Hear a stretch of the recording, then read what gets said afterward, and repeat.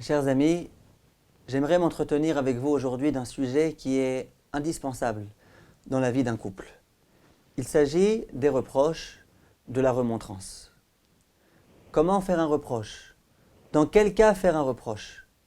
Et, première question qui va se poser, le reproche est-il nécessaire? Le reproche peut-il contribuer à amplifier l'amour au sein du couple? Ou au contraire, est-il destructif? J'ai entendu d'un Rav qui racontait qu'un jour, il y a une femme qui est venue le voir et qui lui a dit « Rav, vous savez, je vais vous dire quelque chose. Moi, j'ai trouvé la méthode comment faire pour que mon mari ne me fasse jamais de reproches. J'ai une super méthode. Je sais, vous, Rav, que vous vous occupez de couple, que vous donnez des cours. Je vais vous donner la méthode. » Alors le Rav lui dit « Oui, quelle est ta méthode? C'est tellement bonne méthode. » Elle dit « Je vais vous expliquer. Lorsqu'on venait de se marier, un jour, mon mari, le jeune khatan, le jeune marié, a osé me faire un reproche. Eh bien, figurez-vous que ma réaction, ça a été, pendant 2 semaines, je ne lui ai pas adressé la parole. Et je peux vous dire, Rav, ça a marché. Depuis, il ne me fait plus jamais de reproches.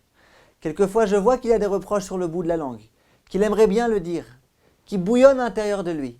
Mais il a compris la leçon. Jamais il me fait de reproches.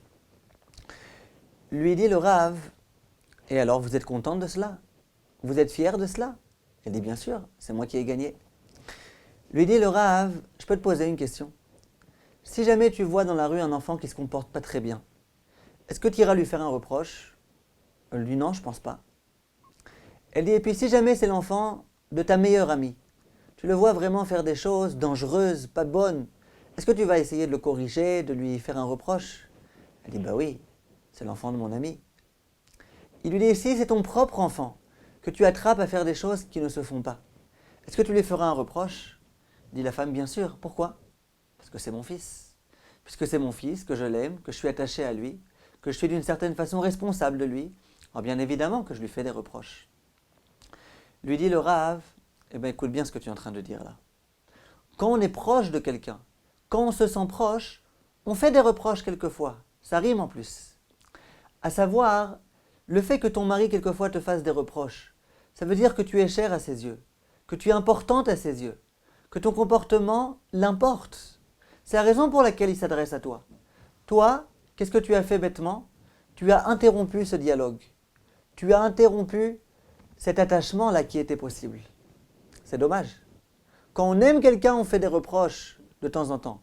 Quand on ne l'aime pas, au contraire, on se comporte avec indifférence à son égard. Et je peux vous dire, mes chers amis, que lorsque je me suis occupé de couple, il est déjà arrivé qu'il y ait des femmes qui me disent « Rav, mon mari est indifférent. » Je dis « Ça veut dire quoi ?» Elle me dit « Ça veut dire, il me dit jamais rien. Il me dit jamais ta nourriture n'est pas bonne. Il me dit jamais je suis pas content de cela. » Je dis « Bon, tant mieux. Visiblement, tu fais toujours tout bien. Tout est toujours parfait. Il n'y a jamais rien à redire. Pourquoi tu te plains? » La femme, elle me dit « Mais non. Je suis sûre qu'il y a des choses que je fais pas bien. » Et mon mari me dit jamais rien. Dis quelque chose, fais quelque chose. Pas possible comme ça, sans arrêt, tout, comme un long fleuve tranquille. Tout est bien, tout est parfait. J'aimerais savoir ce que tu penses. J'aimerais savoir quand tu n'es pas d'accord. Pourquoi? Parce que la femme a besoin de cette communication. La femme a besoin de savoir qu'il y a quelqu'un qui est là, d'une part, pour apprécier les bonnes choses qui sont faites, et d'autre part, quelquefois, pour dire son mot lorsqu'il pense qu'il y a des choses qu'il faudrait un petit peu arranger. Donc, le reproche, il est important, il est urgent, il prouve qu'il y a une bonne entente au sein du couple. Un couple dans lequel il n'y a aucun reproche qui est jamais dit, aucune remarque jamais, c'est quelque part, comme je viens de vous l'expliquer mes chers amis, qu'il y a un problème. Pourquoi le reproche est-il aussi urgent? Parce que je peux vous dire que dans énormément de cas, les conflits qu'il y a dans les couples proviennent de quiproquos, proviennent de malentendus. Monsieur voulait dire ceci et cela à sa femme l'a mal pris et elle se fâche. Monsieur ne comprend pas pourquoi elle se fâche, parce qu'il n'a vraiment pas voulu dire ce qu'elle a compris. Elle ne comprend pas pourquoi monsieur ne lui demande pas pardon, parce qu'elle a vraiment été terriblement vexée. Et voilà les quiproquos dans lesquels les couples, souvent, se trouve, sans personne qui est capable d'expliciter, d'expliquer, de faire comprendre au conjoint quel était ici le problème. Lorsqu'on ne discute pas, lorsqu'on se dit « moi je dirai jamais rien à ma femme », et que la femme dit « moi je ferai jamais de reproche à mon mari », et bien durant toute la vie, la femme va rester avec cette phrase qui a été dite au travers de la gorge. Elle ne sera pas prête à pardonner vu que le mari ne s'est pas excusé, et elle ne pourra pas comprendre que ce n'était pas l'intention de son mari, vu qu'il ne lui a jamais dit. Lui, il ne peut pas s'imaginer qu'il y a quelque chose qui s'est produit, parce qu'il n'a pas voulu dire quelque chose de mauvais. Et voilà comment, malheureusement, la bonne entente, le shalom bayit, s'estompe au fur et à mesure des années, au fur et à mesure de ce genre de coups qui ont été faits. La Torah, nos maîtres, nous propose une autre solution. Il faut apprendre à discuter. Il faut être capable de dire à l'autre, écoute, tu m'as vexé là. Ce que tu as fait à ce moment-là, ça m'a profondément vexé. On va bien sûr apprendre comment faire pour faire des reproches. Mais le reproche est nécessaire. Dire à l'autre, explique-moi pourquoi tu t'es comporté de cette façon-là, j'aimerais comprendre. Tu m'as tellement blessé. Et souvent, on s'apercevra qu'il y a eu des malentendus, qu'il y a eu des quiproquos, et que le problème n'existait même pas.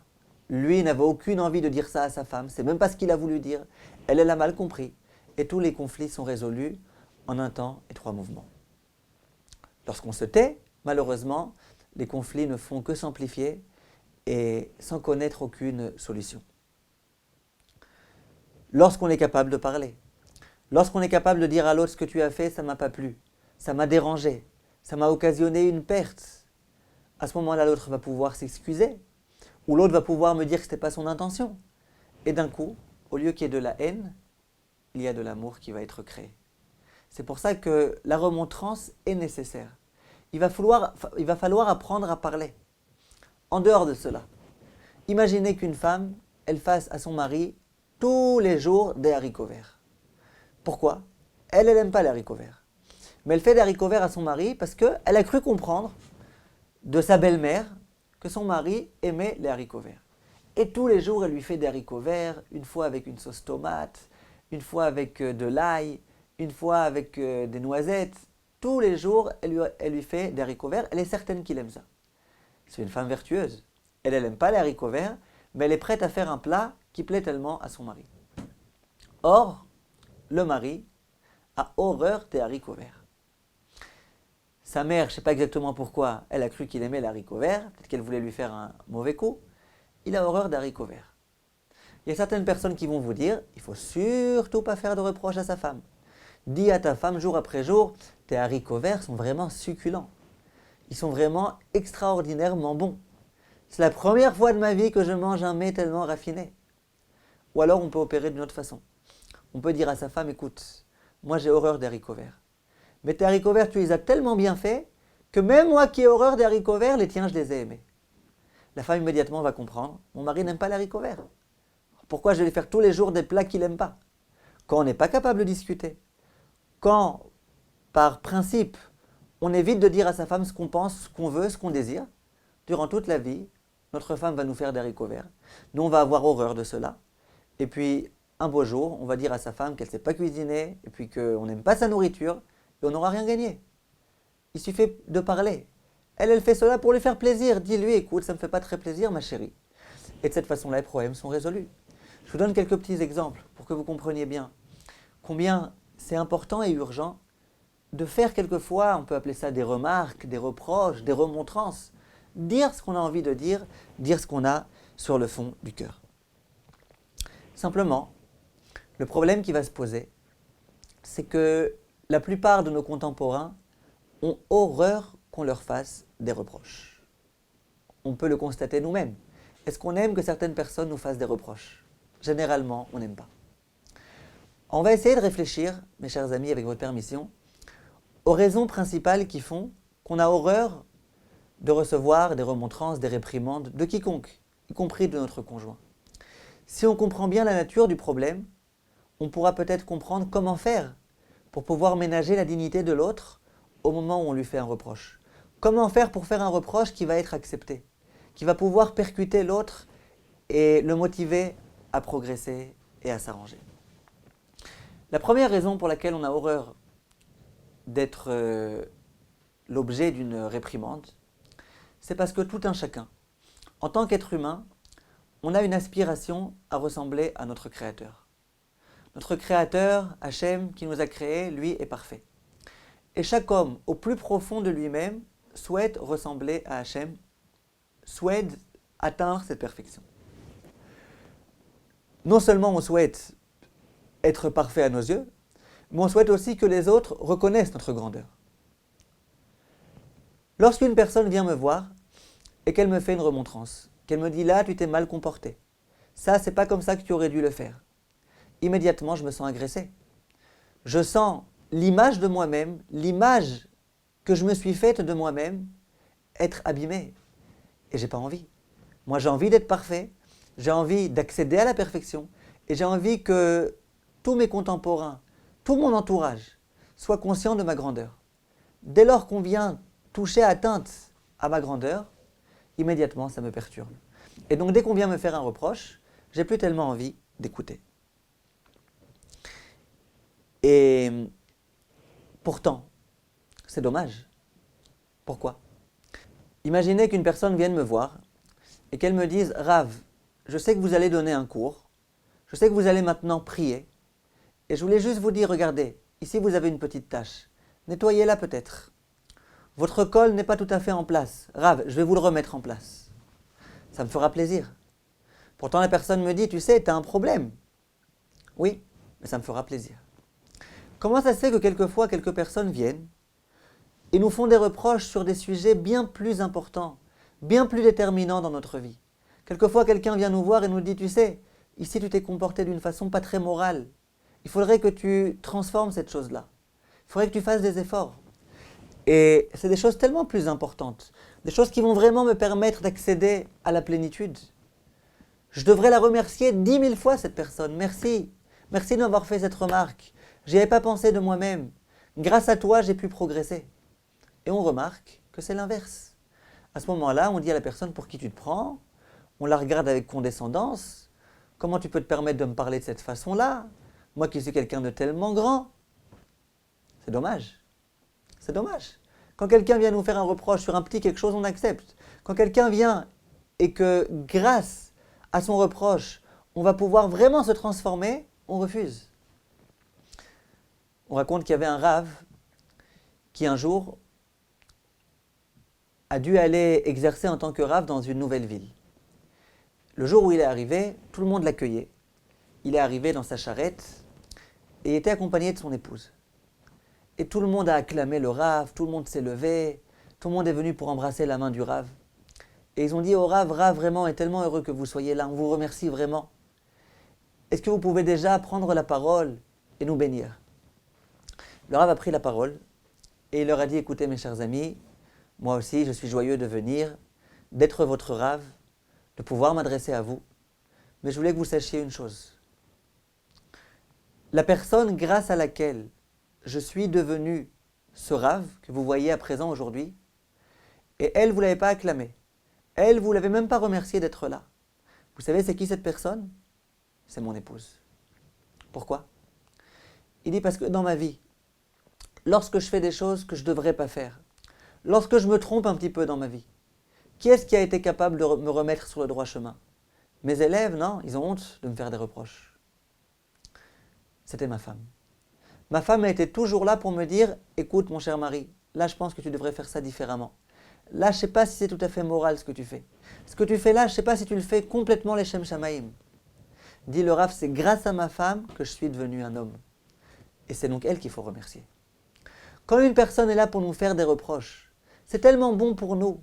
C'est grâce à ça qu'on va pouvoir progresser. C'est grâce à ça qu'on va pouvoir devenir des hommes. Comment ça se fait que c'est tellement difficile alors de recevoir et d'accepter des reproches? C'est parce que lorsqu'une personne me dit ton col n'est pas très bien en place, ça ne me remet pas en question moi-même. Ça ne remet pas en question ma grandeur. Même des gens géniaux peuvent à un moment donné avoir leur col qui n'est pas en place. Peuvent être un petit peu débraillés. Mais lorsqu'on vient et qu'on me fait des reproches sur certaines qualités inhérentes à ma nature, là en quelque sorte on met en question ma grandeur. Et on a horreur de cela. Voilà la première raison pour laquelle on a du mal à accepter les reproches qui nous sont faits. Deuxième raison pour laquelle on a beaucoup de mal à recevoir les reproches, à les accepter, c'est que, qu'on le veuille ou non dans la vie, il y a un esprit de compétition qui existe. Lorsqu'on se trouve dans une entreprise, lorsqu'on est engagé quelque part, qu'on le veuille ou non, il y a un esprit de compétition. Entre toutes les personnes qui travaillent, entre tel secrétaire et tel autre secrétaire, entre le patron et son associé, entre le patron et la secrétaire. Et donc, qu'on le veuille ou non, il y a un esprit de compétition qui existe. C'est triste à dire, mais telle est la réalité. Même au sein du couple, quelquefois, il y a un petit peu un esprit de compétition. Monsieur veut bien montrer que c'est lui qui aura le dernier mot. Madame veut bien montrer qu'elle aussi, elle a son mot à dire. Et donc, il y a un esprit de compétition. Lorsqu'une personne vient me voir et qu'elle me dit « Regarde, je vais te faire un reproche », immédiatement on se dit « Mais alors ça veut dire quoi? Ça veut dire que toi tu es supérieur à moi? Si tu te permets à toi de me faire des reproches, c'est que tu t'es pris pour quelqu'un de supérieur à moi? Attends, pour qui tu te prends toi? Qu'est-ce qui t'arrive? Oh oh !» D'où provient le problème? C'est qu'il y a un esprit de compétition. Et lorsque la personne vient me voir, elle ne m'a pas dit qu'elle se sent supérieure à moi, elle a juste un petit mot à me dire. Immédiatement, esprit de compétition, non, non, non, non. C'est moi qui dois être plus grand que toi. Attention, c'est à moi de te dire quoi faire et pas à toi de me dire quoi faire. Et au sein du couple, c'est le problème qu'on rencontre souvent. Le Rav Ben Sion Abba Shaul raconte qu'en tant que Rav, il s'est quelquefois aperçu d'un fait assez surprenant. Il dit quelquefois, il y a des personnes qui venaient me voir pour une question de halakha. Un boucher, par exemple, qui venait me voir avec de la viande et qui me disait « Rav, je voulais savoir, est-ce que ma viande est cachère ou pas? L'abattage rituel a eu lieu de telle façon et j'ai un doute sur cette viande. Est-elle autorisée à la consommation ou pas ?» Dit le Rav quelquefois, il y avait vraiment de grandes sommes qui étaient en jeu.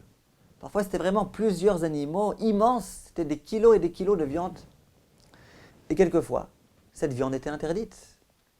Et lorsque je disais à ce boucher, lorsque je disais à tout type de personnes qui venaient me consulter pour des questions de halakha, tu sais, ta viande est interdite, tu sais, là il y a un problème, ça c'est inapte à la consommation. Il dit les gens, il me faisait un sourire, il me disait merci beaucoup Rav du temps que vous avez consacré pour moi, et puis il m'embrassait la main, et puis il me disait merci beaucoup, beaucoup Rav, vraiment. Et puis voilà, les gens partaient, lorsqu'ils me rencontraient le lendemain dans la rue, ils étaient très souriants, très agréables à mon égard. Il dit quelquefois ces mêmes personnes, ça arrivait, qu'elles doivent venir pour un din Torah. Un din Torah, ça veut dire qu'elles ont eu un problème avec une autre personne, un problème d'argent. Le boucher, par exemple, il a eu un problème d'argent avec un client. Est-ce que tu as payé? Est-ce que tu n'as pas payé? Est-ce que tu dois me payer dans telle condition, dans telle autre? Il y a eu un problème avec la viande, il y a des gens qui sont tombés malades en la consommant. Est-ce qu'il faut payer? Tout type de problème d'argent. Il dit à nouveau, ce même homme venait me voir avec l'autre plaignant pour me poser la question de halakha. À nouveau, c'était quelquefois des grandes sommes d'argent, quelquefois des petites sommes d'argent qui étaient en cause. Dit le Rav, quelquefois ça m'arrivait de trancher à l'encontre de ce boucher. Et je disais à ce boucher, écoute, tu dois payer tant et tant à un tel, ou un tel est dispensé de te payer. Il disait, je peux vous dire que j'ai découvert une nouvelle personne. Le boucher, il se mettait à crier, non seulement il ne m'a pas dit au revoir, mais il a commencé à m'insulter de tous les noms. Il partait, puis depuis ce jour-là, il ne m'a plus adressé la parole une seule fois. Dit le Rav, mais je ne comprends pas. Dans le premier cas, il y avait une telle somme qui était en jeu. Dans le deuxième cas, il y avait cette même somme qui était en jeu. Quelle est la différence? Dit le Rav, c'est la différence. L'esprit de compétition. Lorsque je viens avec moi-même, avec ma conscience, avec mon animal, avec Hachem, il n'y a personne d'autre ici. Si jamais l'animal n'est pas cachère, tant pis, j'ai perdu de l'argent. C'est Dieu qui l'a voulu. Lorsqu'il y a une autre personne sur la scène, lorsque ce n'est pas simplement une question de halakha, est-ce que je dois payer ou pas, mais c'est est-ce que c'est moi qui ai raison ou est-ce que c'est l'autre qui a raison? Là, dans la mesure où on ne lui donne pas raison à lui, d'une certaine façon, il se sent minable, il se sent écrasé par l'autre, et donc il en veut au monde entier, il en veut même au Rav, qui a tranché la halakha. On voit de là, mes chers amis, qu'il y a un esprit de compétition. Chaque personne veut être la plus grande, la meilleure, la plus forte. Et dans la mesure où on vient voir une personne et qu'on lui dit « Écoute, je vais t'apprendre comment il faut que tu te comportes », la personne, généralement, elle a du mal à accepter cela. Voilà la deuxième raison pour laquelle on a du mal avec les reproches. Dès lors qu'on aura bien compris quels sont les problèmes, les choses qui font qu'on a du mal à accepter les reproches, on pourra comprendre comment faire de bons reproches pour qu'ils soient non pas destructifs, mais au contraire constructifs. Voilà, Kol Tov, et merci de votre attention et à bientôt.